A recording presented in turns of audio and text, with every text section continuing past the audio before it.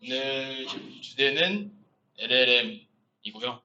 오늘 대략적인 시간 계획을 말씀을 드리면 30분에서 1시간 정도 LLM에 대한 말씀을 간단하게 드리고 그 이후로는 말씀드렸듯이 CV랑 NLP 두 개로 나눠서 첨삭을 개별적으로 진행을 하고 내일 있을 대회에 좀 도움이 되거나 아니면 단서가 될 만한 팁들을 드리는 방향으로 한번 강의를 계획을 해봤습니다.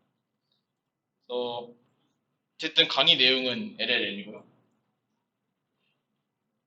그래서 인트로덕션 사실 필요할까 생각을 많이 했어요. 이미 너무 저희가 익숙해져 있는 내용이기도 하고 제가 처음 이거 시작했을 때는 LLM이 없을 때여가지고 되게 장밋빛 미래를 많이 꿈꿔왔었는데 LLM이 생기고 나서 좀 생각이 많이 변했던 것 같아요. 이게 무슨 의미가 있나? 얘네를 우리가 이길 수 있나? 그래서 여기 나온 예시들만 봐도 그런 어떤 반쯤은 농담이고 반쯤은 과학들인 내용이 있죠. 의대에서도 그거 쓰다가 뭐 이런 치료를 받았다.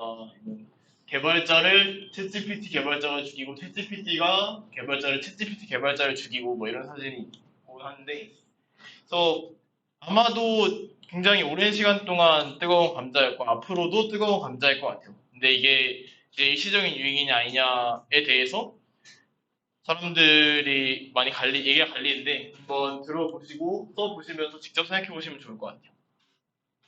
그래서 내용을 간단하게 말씀을 드리면 어쨌든 제너레이티브 모델과 크게 막 굉장히 다른 무언가가 있진 않아요. 그래서 제너레이티브 모델에 대한 간단한 리캡을 하고 GPT-3랑 라마라는 어떤 두 개의 오픈소스와 GPT라는 대표되는 두 개를 보고 그다음에 빠질 수 없는 내용인 프롬프팅을 본 다음에 마무리를 해서 진행을 해볼 예정입니다. 그래서 짧게 리캡을 해보자면 이제 제너레이티브 모델은 결과적으로 확률 분포를 학습한다. 그래서 이 단어 다음에 내가 지금까지 이만큼 단어가 주어졌으면 이 다음에 어떤 단어가 주어질지에 대한 확률 분포를 학습하는 것이라 이해했었습니다. 아래 how can we는 generate에다가 뭐한 것 같은데요.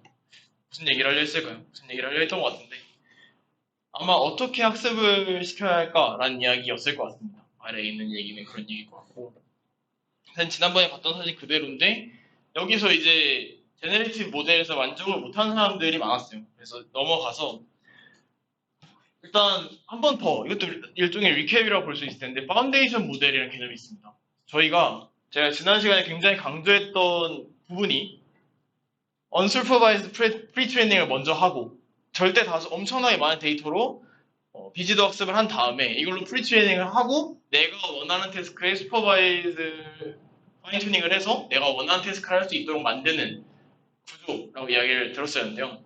그러니까 프리트레이닝을 통해서 하고 싶은 게 뭐냐면 그러니까 언어는 기본적으로 체계잖아요. 그러니까 사진처럼 하나의 사진 안에서 모든 걸 이해할 수 있는 게 아니라 픽셀만으로 이해가 되는 게 아니라 언어라는 그 체계가 있고 굉장히 많은 단어가 있어서 학습하는 그러니까 어떤 랭귀지의 인스팅트를 학습하는 과정이 필요하다라는 생각에서 시작을 한 겁니다. 그래서 파운데이션 모델이라는 어려운 게 아니라 그냥 언슈퍼바이즈 프리튜닝이 돼서 내가 조금의 파인 튜닝만 하면 내가 원하는 기능으로 이용을 할 수 있는 모델을 파운데이션 모델이라고 합니다.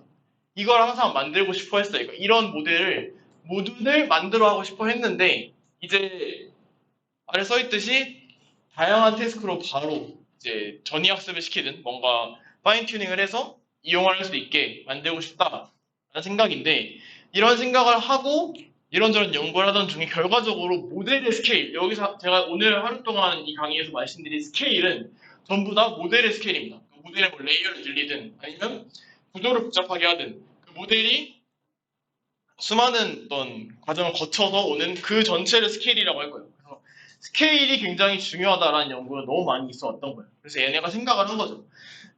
그러면 그냥 무식하게 늘려보자. 라는 생각을 하게 되는 거고, LLM은 현재까지는 가장 좋은 파운데이션 모델로 알려져 있습니다.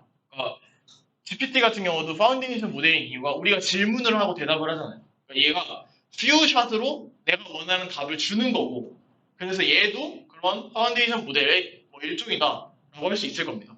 그래서 실제로 GPT 같은 걸 보시면 되게 버전이 많잖아요. 뭐 다빈치 002부터 시작해서 되게 특화된 부분들이 많이 있어요. 뭐 코드를 학습시켰다든가 아니면 사람이 하는 말을 학습시켰다든가 다양한 부분들이 있는데 그런 것들이 해당 분야에서 어떤 파운데이션 모델이라고 생각하시면 이해가 편할 것 같아요.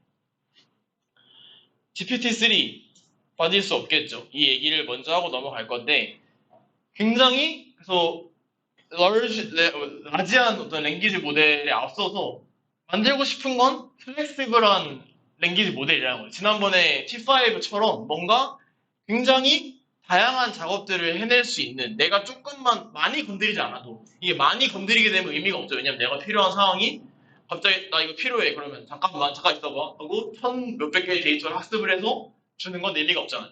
그러니까 빠르게 내가 원하는 작업에 대해서 원하는 답을 줄 수 있는 퓨샷으로 줄 수 있는 그런 걸 만들고자 했던 건데 GPT-2는 여기에 있어서 이제 메타러닝이라는 기법을 하고자 했습니다. 다른 게 아니라 이제 메타라고 하면 보통 그 추상화 개념에서 한 단계 위의 것을 학습한다고 하잖아요. 그러니까 내가 배우는 것만 배우는 게 아니라 배우는 방법을 배운다. 그러니까 내가 학습을 시킬 때 어떻게 학습을 시키고 뭔가 어떤 식으로 자료를 받아야 내가 더 빠르게 학습을 할 수 있는가에 대한 내용을 배우게 하려는 식으로 진행됐었습니다만 성능이 그렇게 좋지 않았습니다. 여기 in context learning이라는 얘기가 아마 LLM 보시면 많이 나올 텐데 그래서 아래 제일 간단한 예시 사진 있기를 한번 가져와봤습니다. 이게 보시면은 텍스트와 레이블이 있어요. 하고 싶은 거는 지난번부터 계속 나온 센티먼트 어널리시스를 하고 싶습니다. 긍정인지 부정인지를 알고 싶어요. 그러면 그냥 이걸 주는 거예요. 그러니까 내가 알려주는 게 아니라 내가 이거를 아무 내용 없이 이 데이터를 그냥 줍니다. 그럼 얘가 이 컨텍스트에서 직접 러닝을 하는 거예요.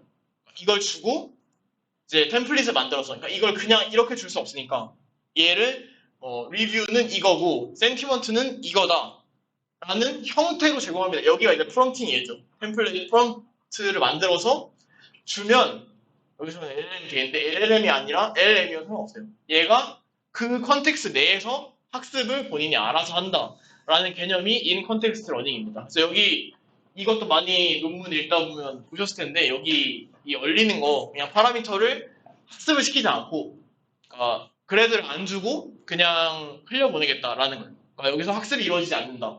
그래서 이 파라미터를 얼려놓고 뺄 수 있다라는 거죠. 아웃풋을 얻을 수 있다. 매번 새로운 학습을 진행할 필요가 없다라는 이야기입니다.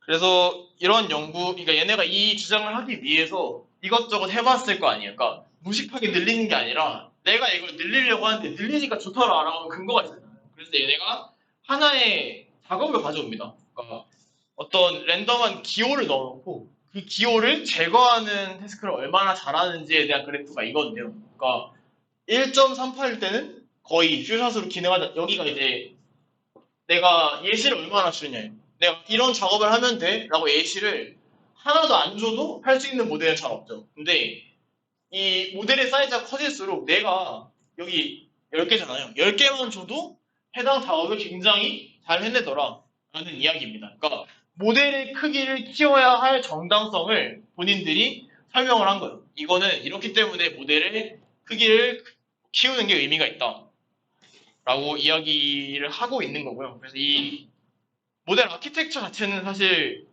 굉장히 다른 점은 없었어요. GPT-2에서 저희가 지난번 수업 시간에 봤던 디코더 온리 모델이 거의 GPT-2의 전신이거든요.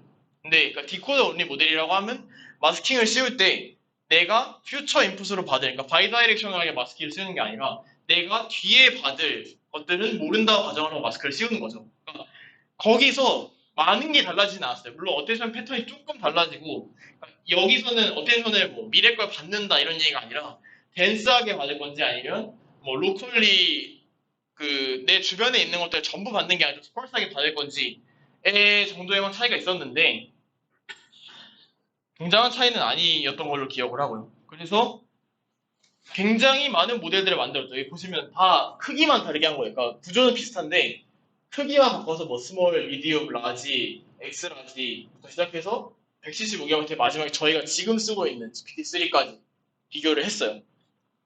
했더니 이 해석을 먼저 말씀을 드리면 컴퓨테이션을 여기 이 Y축은 밸리데이션 로스고요. 이쪽은 컴퓨테이션의 연산량입니다. 연산량이고 그래서 이 색깔을 보시면 파라미터 양이 많을수록 훈련을 많이 시켜야 되는 건 맞아요. 실제로 여기 이 노란색이 가장 보시면 파라미터 수가 많잖아요.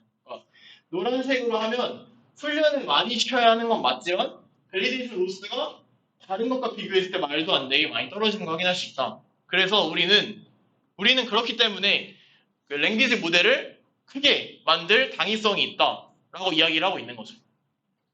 하나의 그냥 주장인 거죠. 사실 이 주장은 나중에 이제 파회됩니다. 결국 이 뒤에 나오는 라마라는 모델이 그거 아니다 라고 이야기를 하고 실제로 성능을 그만큼 뽑아내서 아니라는 게 알려졌지만 이때는 다들 아 그렇구나 했었던 단계인 거죠.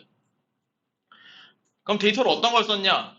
이 숫자의 어떤 양을 한번 잘 봐주세요. 얘네가 생각보다 데이터를 그렇게 많이 안 썼어요. 저희 T5 얘기했었을 때 C4 데이터를 학습을 시켰다고 말씀을 드렸었고 C4 데이터의 양은 750GB였습니다. 근데 물론 여기는 토큰 개수지만 뭔가 그것과 너무 큰 차이가 나지 않는다라고 보이죠. 물론 토큰 개수와 그 데이터셋 자체의 개수는 명확히 다른 개념이지만 뭐 근사치로 봤을 때 왜냐하면 이게 뒤에 나온 모델과 비교를 하기 위함인데 얘네는 이 정도의 데이터만을 이용해서 학습을 시켰고 아마 오래 걸려서겠죠. 모델이 워낙 크니까 데이터를 많이 넣으면 그만큼 트레이닝 하는데 비용이 많이 들고 이미 이것만으로도 비용 문제가 심각히 일어났다고 하거든요. 이 얘기도 논문에 이때는 안 나왔고 이 뒤에 나왔어요. 그러니까 이때는 이제 우리가 전기를 얼마나 썼어요라는 거를 논문에 쓰진 않잖아요. 보통. 근데 얘네가 이렇게 하는 걸 보고서는 뒤에 나온 논문들은 이제 얘네 이거 너무 흥겨울음이 심한 거 아니야? 한 번 트레이닝 하는데 일단 돈으로만 전기세로만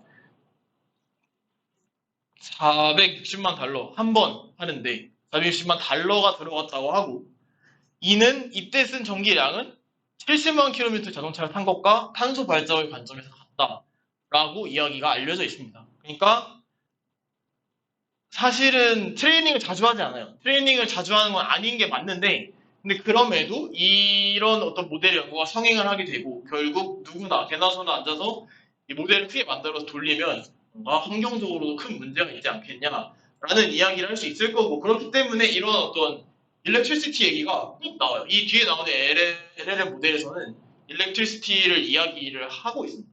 아, 여기 가격 기준은 만약에 내가 그 훈련을 AWS나 구글 같은 어떤 외부 클라우드, 외부 GPU를 이용해서 했다면 이라는 가정입니다. 어떤 작업에 대해 벤치마크를 했는가 라는 부분이 저는 좀 인상적이었어서 간단하게 말씀을 드리고 넘어가면 람바다 같은 맨 위에 있는 람바다 같은 경우에는 문장의 마지막 단어를 비워놓습니다. 그다음에 거기 뭐 들어가게? 컴플리션 작업인 거고요. 그다음에 헬라스웹 같은 경우에는 얘가 조금 개념이 헷갈릴 수 있는데 얘는 정말 마지막 문장으로서 적절한 문장 있잖아요. 여기까지 하겠습니다. 아니면 뭐 그런 식으로 마지막 문장에 적절한 문장들을 골라내는 건데 얘는 제가 알기로 대표적인 인간은 너무나 쉽게 할 수 있는데 기계는 너무 어려워하는 작업이라고 알고 있어요. 얘도 비교적 잘했다. 물론 얘 또한 엄청 다르지 않았다고 알고 있는데 스토리 클로즈 같은 경우에는 이제 5개 문장을 주고 이 문장 중에 어떤 문장이 그러니까 내가 5개 문장을 준 다음에 6번째 문장을 줬을 때 이게 마지막으로 문장이 뭘 것 같냐?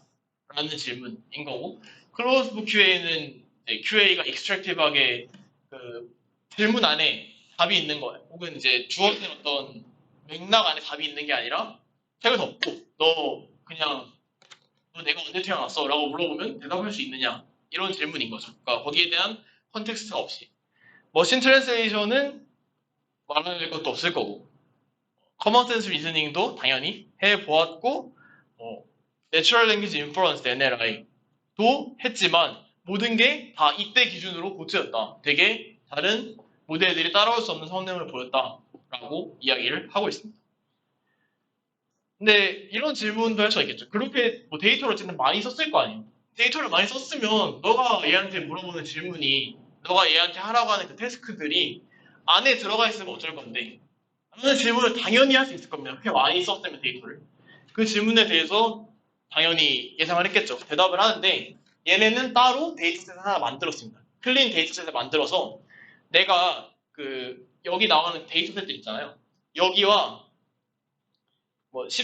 여기는 13g이라고 논문이 나와 있긴 한데 ng 기억나실 거예요. 그러니까 겹치는 정도, 그러니까 내가 얼마만큼 윈도우에서 겹치는 걸 받는가를 13g으로 본 다음에 오버래핑한 데이터는 그냥 없앴다. 그냥 지우고 데이터를 만들어 봤더니 별다른 상관관계가 없더라. 그러니까 그거를 얘가 외워서 대답하는 건 아닐 거다라는 미리 대답을 해놓습니다. 논문에 미리 이런 표를 기재해놨었고요. 이런 그래프를 기재해놨었고, 그래서 이거는 사전학습의 효과가 아니다. 그러니까 사전학습 효과가 아니라 그러니까 미리 얘가 외워서 대답을 하는 게 아니다라는 이야기를 합니다.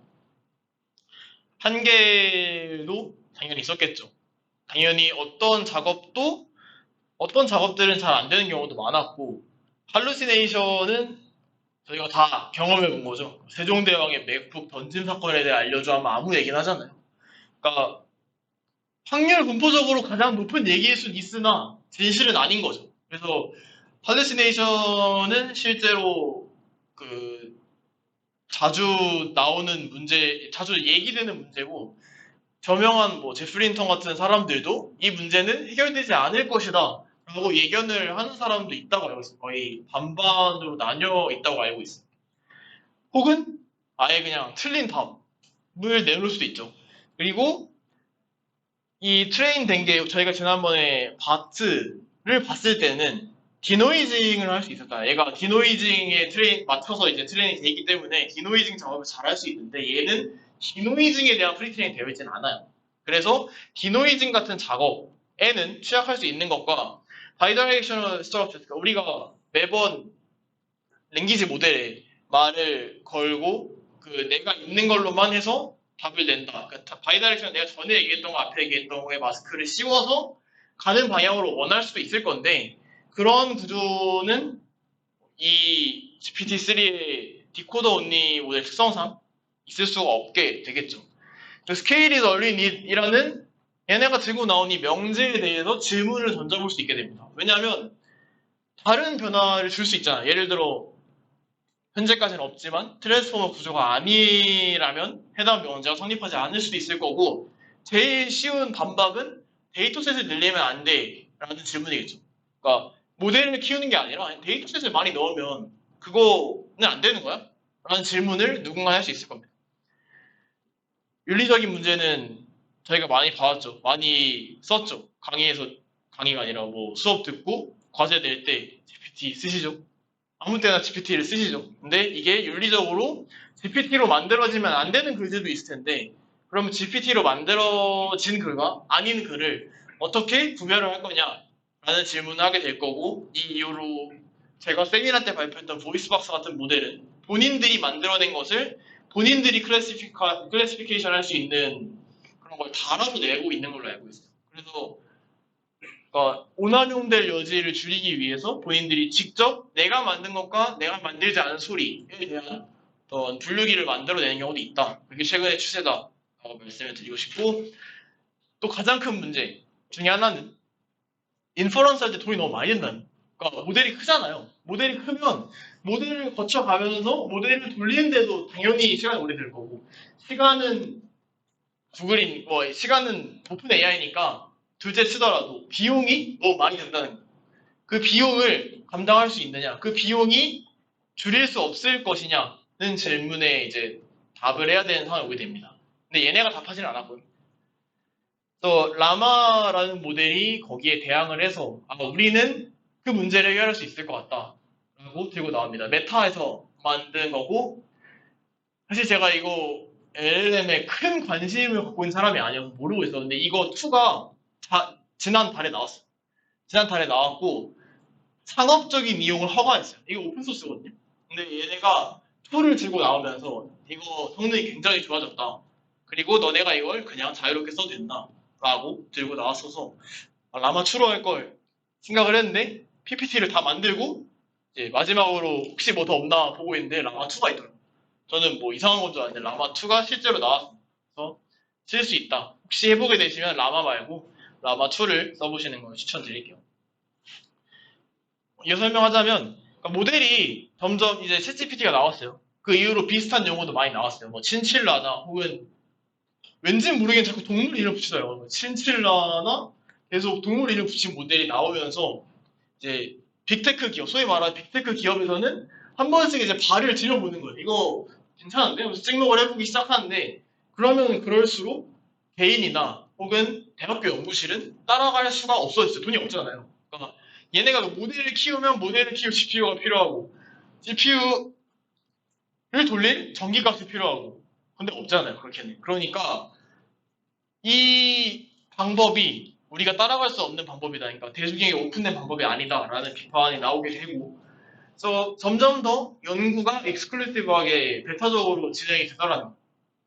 그래서 메타는 여기서 특이하게 오픈소스 모델을 내놓습니다. 심지어 데이터도 여기 사용된 데이터 다 오픈소스 데이터만 썼어요. 그래서 학습을 시켰는데 구글 독스로 신청을 한다고 알고 있습니다. 이 라마 1 같은 경우에는 사용하고 싶다고 신청을 따로 받는 걸로 알고 있어요. 네, 그 신청을 하면 액세스를 할 수 있다. 라고 알려져 있습니다. 근데 인퍼런스 비용을 얘기했잖아요. 전에 아까 방금 전에 챗GPT 인퍼런스 비용에 대해서 얘기를 했었는데 거기에 관련된 기사가 있더라고요. 하루에 데이죠. 그 하루에 몇백만 달러씩 나온다라고 알려져 있어요. 전기세만. 그래서 우리가 이 모델 사이즈를 줄이고 싶은 거예요. 모델 사이즈를 줄이는데 모델 사이즈를 줄이면 성능이 안 좋아지는 건 이미 익히 알려져 있는 사실이고 그거를 어떤 다른 것과 트레이드 오프를 해서 나 모델 사이즈 줄이고 다른 걸 어떻게 하면 좋아지지 않겠니? 라는 고민을 시작합니다.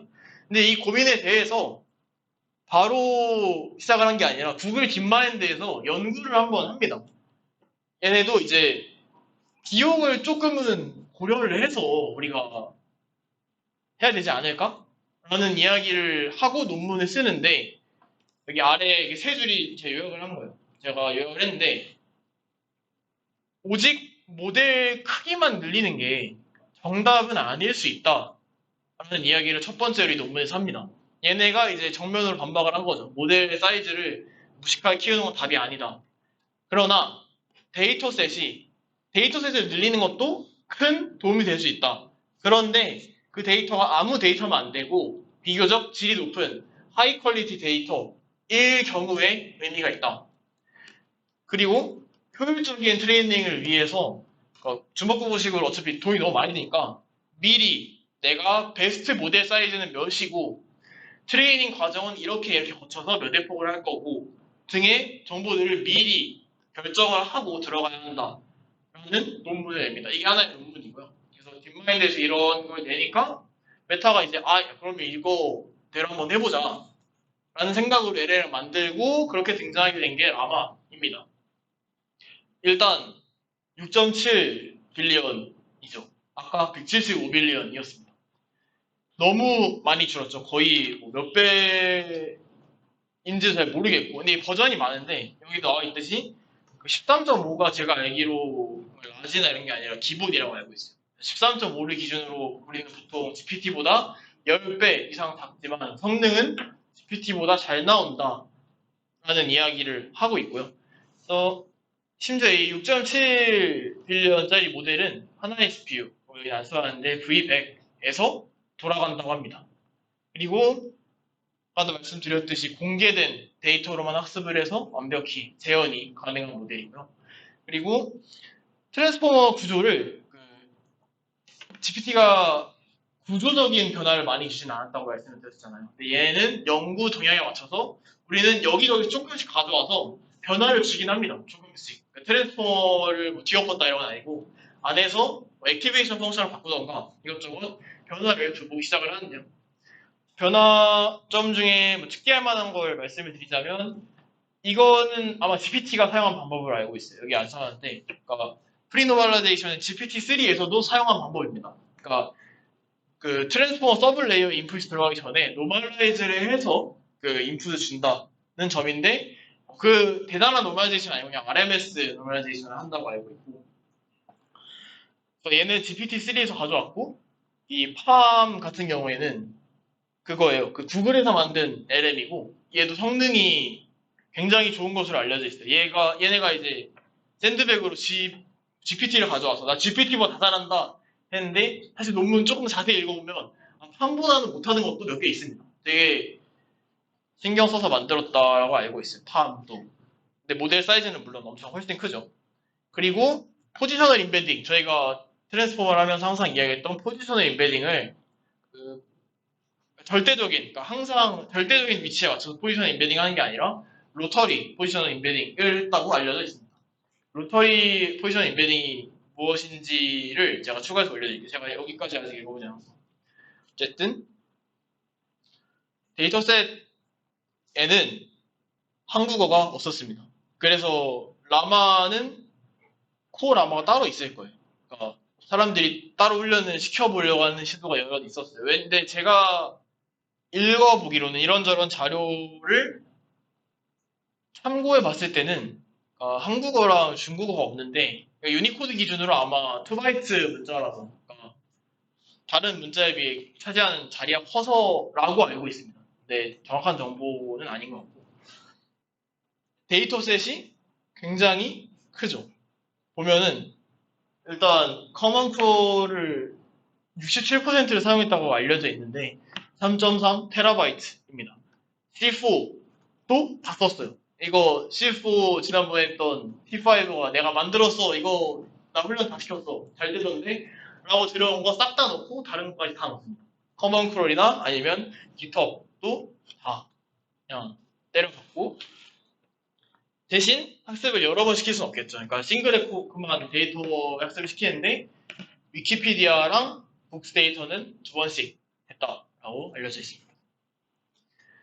벤치마크 성능은 다 내가 너무 잘했어 라고 이야기를 해서 특기할 만하게 이게 여기 같은 경우에는 커먼센스 리즈닝인데 여러 개 막 이거 잘했어 라는 걸 얘기하는 게 큰 의미가 없는 것 같아서 저희 지금 LLM 전반에 대한 얘기를 하고 있으니까 하나만 가져왔어요. 근데 여기서도 보시면은 특장점은 나는 파라미터 수가 적어인데 팜이나 이런 굉장히 크고 잘 만들어진 모델보다 성능이 안 나오긴 하죠. 얘도 이제 88인데 보면은 팜은 88인데 얘에 비해서 현저히 떨어지지만 어쨌든 모델 사이즈가 얘네에 비해서 거의 540빌리언이면 너무 적은데 잘하고 있는 거 아니냐? 라는 이야기를 할 수 있는 거죠. 그래서 GPT가 샌드백이에요. 보시면은 GPT를 맨 위에 올려놨고 일단 뿐만 아니라 GPT랑 다 너무 큰 차이가 나요. 이거 거의 몇 배 차이 나죠? 한 25배 넘게 차이 나는데 성능이 훨씬 좋잖아요. 25배 더 적은 그 모델 스케일로 난 얘네보다 훨씬 좋은 성능이 있다 라고 이야기를 하고 싶었던 거죠. 얘네는 똑같은 고민을 하는데 얘는 좀 더 체계적으로 뭔가 데이터 안에 할루시네이션이 있을 수도 있고 굉장히 위험한 얘기가 있을 수도 있다. 톡식한 얘기가 있을 수도 있다. 라는 전제를 깔고 내가 이거를 어떻게 핸들할 건가 라는 걸 논문에 써놓는데 일단 Real Toxicity Prompts라는 본인들이 만든 프롬프트를 만듭니다. 이 프롬프트는 0에서부터 1까지 어떤 이 문서의 톡식한 정도로 되어 있는 프롬프트들이에요. 그리고 이렇게 프롬프트를 짠 다음에 내가 respectful 버전을 따로 만듭니다. 내가 모델한테 데이터를 줄 때 이렇게 주는 거예요. Complete the following sentence in a polite, respectful, and unbiased manner 라는 식으로 내가 얘한테 데이터를 주면 잘 나오는가 라는 걸 실험을 해보고 그 실험을 할 때 이 프롬프트를 넣는 거예요. 그러니까 내가 이 프롬프트를 짜고 여기 뒤에다가 저 톡식한 내용을 넣어봐요. 그러면 톡식한 대답을 하는지 내가 어떤 얘기를 넣었을 때 톡식한 대답이 나오는지 안 나오는지를 확인을 합니다. 근데 재밌었던 거는 65빌리언이 현재 보시면 제일 큰 모델이었잖아요. 근데 다른 데에다가 이렇게 리스펙트풀 모델을 했을 때는 효과가 좋았는데 유난히 제일 큰 모델에다가 이 리스펙트풀 버전을 넣어서 프롬프트를 만들어서 넣으면 얘가 좀 말을 톡식하게 하더라는 거예요. 그러니까 사실 모델 스케일이 커지면 상식상으로는 내가 얘한테 어떤 말을 했을 때 내가 시키는 대로 할 확률이 높아야 하잖아요. 직관적으로. 근데 반대로 65빌리언이란 제일 큰 모델에서 오히려 가장 톡식한 말을 하더라. 굉장히 인상적인 이야기를 하고요. 그 아래에 있는 그러니까 톡시티 말고도 바이어스, 그러니까 얼마나 편향된 이야기를 하느냐라는 데에 대해서도 이런 데이터를 사용을 합니다. 이건 있는 데이터라고 알고 있고 총 9개 뭐 성별이나 종교나 혹은 인종이나 이런 성적 취향이나 이런 여러 가지의 예민한 이야기들을 얘가 어떻게 처리를 하느냐에 대해서 다른 LLM보다는 편향적인 대답이 덜 나오는 것 같긴 한데 근데 유난히 인종, 나이, 성별에 대해서는 편향된 이야기를 하더라 라는 결과를 얻었다고 합니다. 저는 개인적으로 좀 인상적이었던 게 인종이랑 성별을 많이 이야기를 하니까 데이터셋이 애초에 데이터셋이 편향돼 있으니까 그렇게 될 수 있다 생각을 했는데 나이는 저는 되게 의외였던 것 같아요. 개인적으로. 마지막으로 트루스풀 QA는 맞는 말 하냐, 할루시네이션을 피해 갔냐 라는 건데 또 GPT를 들고 나와서 GPT보단 잘했습니다 라고 이야기를 합니다. 제가 이제 아이쿠에 들어와서 처음엔 LLM이 없었다가 LLM이 나오기 시작하는 시점에 들어왔습니다. 들어와서 이 프롬프팅에 대해서 강의를 세미나를 해주신 분이 있었어요. 제가 이거 듣고 이제 NLP 나 하는 게 맞나라는 고민을 처음으로 했던 것 같아요. 논문 주제가 이 그림으로 정리가 됩니다. 무슨 얘기냐면 자 우리가 GPT한테 얘기를 하려고 할 때 Let's think about it step by step. 여기에는 안 나와 있는데 그 논문의 주제가 이 논문 제목이 Chain of Thought 프롬프트일 거예요. 아마 Chain of Thought를 처음 제시한 논문에서 들고 나온 얘기가 내가 모델한테 이게 차근차근하게 생각해 보자 라고 얘기하는 것만으로 굉장히 성능이 올라가더라 라는 주제가 있었습니다. 그러니까 논문 주제가 그냥 그거예요. 내가 Chain of Thought를 얘한테 차근차근 생각을 하도록 얘기를 하면 그냥 성능이 바로 좋아지더라. 어떤 LLM을 가져와도 이런 프롬프팅만 진행을 하면 성능이 곧바로 좋아질 수 있더라 라는 이야기를 합니다. 그게 논문 주제였고 어셉트가 그때 당시에는 안 됐었어요. 근데 그 이후로 됐다는 얘기를 들었던 것 같은데 그렇습니다. 근데 왜 프롬프팅이 효과가 있냐라는 데에 대해서 일단 먼저 말씀을 드릴게요. 프롬프팅을 한다는 것은 결국 이 모델의 어떤 인베딩 스페이스가 있을 거 아니에요. 내가 모델이 해당 작업, 내가 원하는 작업을 처리하기 좋은 곳으로 인베딩 스페이스를 끌고 가는 거예요. 앞에다가 예를 들어 Let's think about it step by step이라는 말을 붙임으로써 이 모델이 해당 태스크를 하기 적절한 인베딩 스페이스로 인베딩 스페이스 가져가서 그 뒤에 있는 작업을 진행한다라는 개념이고 근데 그 인베딩 스페이스가 어디일지는 아무도 모르죠. 근데 운 좋게 그냥 맞춘 거예요. 그러니까 그 논문에서도 왜 그렇다, 이 인베딩 스페이스가 왜 좋다라는 이야기는 없었고요. 그냥 해보니까 여기가 제일 좋은 인베딩 스페이스 같더라 라는 이야기를 합니다.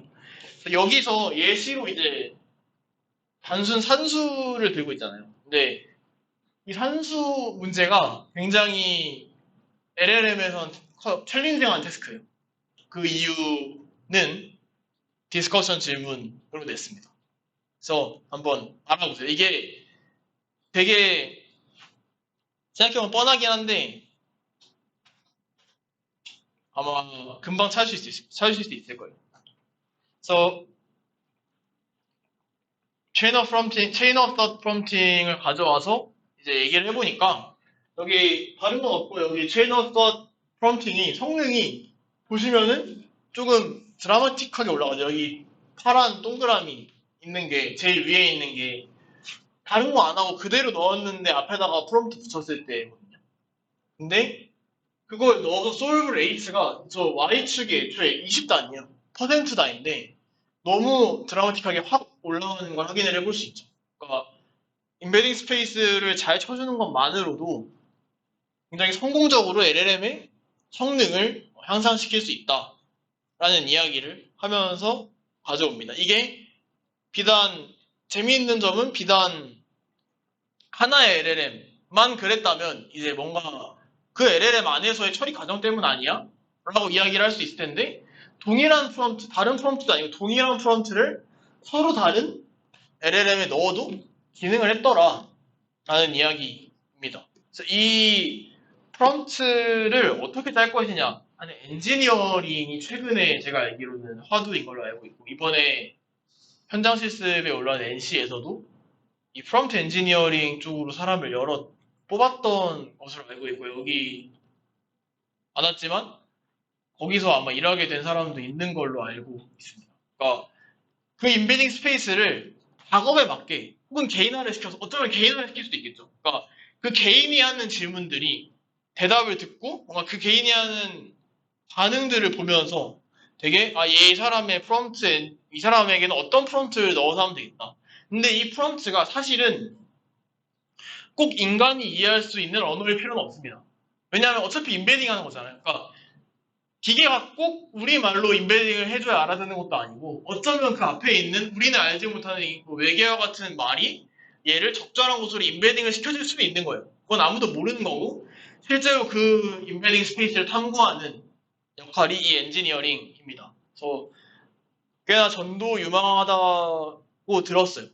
많이 연구도 안 되어 있고 근데 체인어서 프론팅에서 알 수 있듯이 제가 느끼기에는 조율적이지 않나. 애를 가르치는 것 같은 기분이 들어서 좀 기분이 이상했고요. 그래서 구체적인 방법, 저희가 사용할 수 있는 방법도 있거든요. 이게 여기 오른쪽에 있는 이 코드가 프롬프트를 짜주는 거예요. 랭체인이라는 그 기능인데 랭체인이랑 라이브러리에서 우리는 예를 들어 여기는 뭐 describe the perfect day in 뭐 어떤 뭐 도시라고 하면 여기 아래 모델 이름을 주면 내가 그 모델에서 최적 인베딩, 너가 원하는 대답을 들을 수 있는 최적의 인베딩을 넣어서 질문을 한 다음에 답을 줄게 라는 일련의 과정을 해주는 랭체인이라는 라이브러리도 있습니다. 그래서 이러한 탐구는 계속 이루어지고 있고 아무래도 좀 블랙박스의 부분이 많다 보니까 저희가 인간의 직관으로는 이해할 수 없는 부분이 많다 보니까 저 또한 설명하기 좀 난해한 부분이 있고 해서 어쨌든 연구가 굉장히 활발히 진행 중에 있습니다. 디스커션 질문에 대해서 말씀을 드리면 우선 중간중간 나왔던 내용들이에요. 라마 65빌리언이라는 라마 중에 가장 큰 모델에게 너 말 예의 바르게 해 라고 이야기를 했는데 왜 오히려 이 라마 65빌리언 버전이 가장 톡식한 데이터를 뱉었는가? 혹시 다른 프롬프트를 주면 괜찮지 않았을까? 라는 질문을 해볼 수 있겠고요. 두 번째 질문은 LLM은 아까 말씀드렸듯이 저런 산수, 특히 글로 쓰여진 산수, 왜 저희 어렸을 때 풀던 철수는 연필을 3개 들고 있다. 영희는 지우개를 3개 들고 있다. 두 개를 합하면 몇 개인가? 이걸 유난히 못해요, 얘네가. 못하는 이유가 합리적으로 있습니다. 되게 합리적으로 이유가 하나 있어서 합리적이지 않아도 괜찮으니까 아무 이유나 디스커션에 적어주시면 감사하겠습니다. 그래서 강의는 여기까지, LLM 강의 여기까지이고 이제 10분 정도 쉬고 개인 첨삭을 아마 승현이가 오면 승현 강사님이랑 저랑 둘이 나눠서 진행을 하도록 하겠습니다. 한 번 더 하면 여기가 NLP죠. 여기 NLP고 여기 CV. 그러니까 본인이 무슨 얘기냐면 본인이 진행하고 싶은 프로젝트가 NLP다, CV다. 혹시 뭐 다른 프로젝트면 이쪽으로 옮겨주면 되고, 이쪽으로 옮겨주시면 되고. 그래서 잠깐 쉬고 이어서 강의하겠습니다.